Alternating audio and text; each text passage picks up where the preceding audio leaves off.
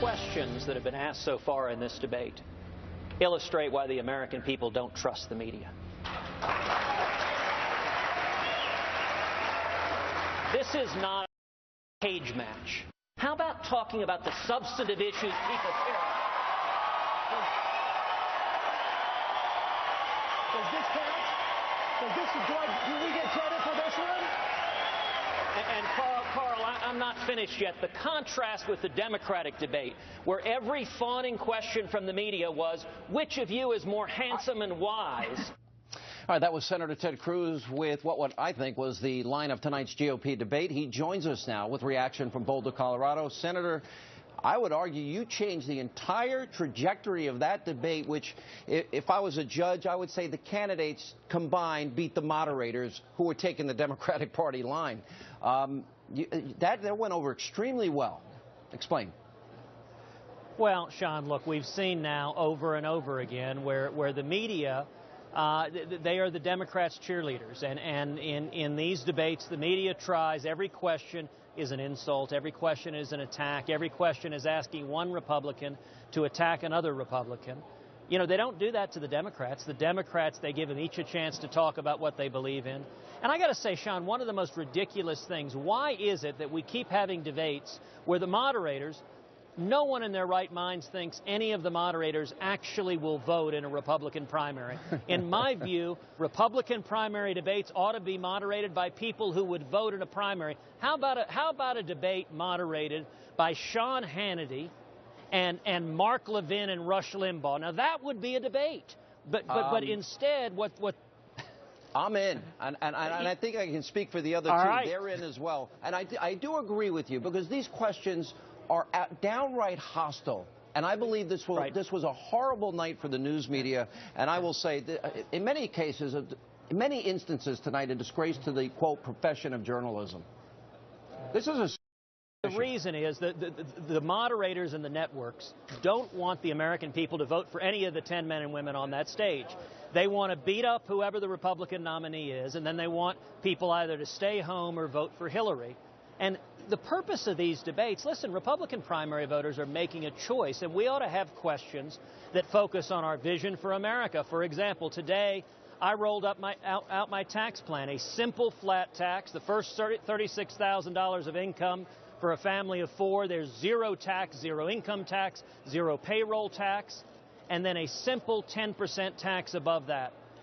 That's the sort of thing we ought to be talking about. Well, how would that tax plan compare to other candidates' plans? Everyone else's plans have much higher rates than a simple 10% plan. You know, and the critical thing, I think, go ahead. Yeah, I didn't mean to interrupt you, Senator. I apologize. You did get very substantive tonight, because you had an opportunity to really lay out your economic plan. More importantly, you were tackling the third rail of politics, which was Social Security and raising the retirement age. There was a lot of substance going on in spite of the hostility to the questions. I want you to, in light of today's bad economic deal, budget deal that was made, explain how things would be different under your economic plan, because I think that's the type of substance that people want to hear about.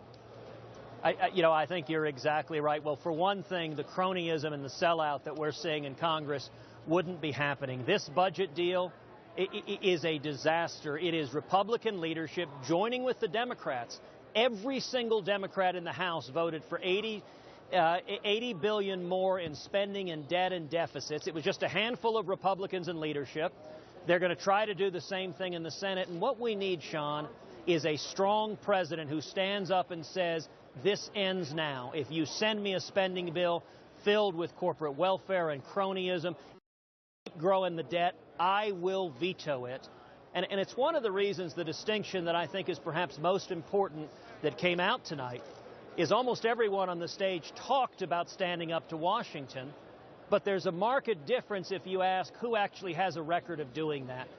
Who has stood up not just to Democrats, but to leaders in their own party. And in that regard, I think that's why we're seeing conservatives uniting behind our campaign, because I have a proven record as a consistent conservative of standing up to Washington and fighting for the Constitution. You know, you keep talking about this divide that does exist, and that is you talk about the Washington cartel. For example, John Boehner is out. Paul Ryan will step in as Speaker tomorrow. Under John Boehner, our debt went up $4.1 trillion. You tried to use the power of the purse. I assume there's probably a fine line. You can't use it all of the time.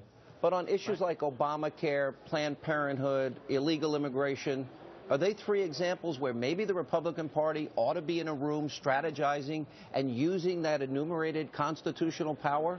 You know, where do they use it? When would you use it or advise them to use it? Right. Hey, Sean, of course you're right that we have Republican majorities in both houses.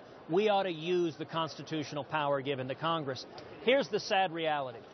Republican leadership is in a room strategizing, but it's not how to beat Harry Reid and Pelosi and Obama. It's how to beat conservatives. It's how, frankly, their target, you know, Mitch McConnell's staff brags to the press that they've developed a strategy to beat Cruz and beat the conservatives and fund all of Obama's agenda. And it's why people are so furious, because we end up, look, this deal was a golden parachute for John Boehner. And if you'll recall, the day Boehner announced he resigned, I said at the time, I said, this means he has cut a deal with Nancy Pelosi to raise the debt ceiling and fund all of Obama's agenda for 2 years. It turned out some of the media criticized me, said, you don't know that. Well, that's exactly what they did. Well, Senator, I would say this people are fed up with it. Yeah. I've got to run. I would say this is a very big night for you. In part, you got more time in this debate than probably the other two combined, and probably the line of the night against the media. And I want to say something. I would be all in for a moderated debate with me, Rush, and Mark if they're on board. I'll ask Reince Priebus if he's willing to do so. So thank you, sir. And Sean, let me tell you, the Republican primary voters would love to hear that debate, because you're strong conservatives who would want to focus on the differences between the candidates and help people make the decision we need to make. It wouldn't be a gotcha debate. Thank you, Senator. Appreciate your time. Exactly.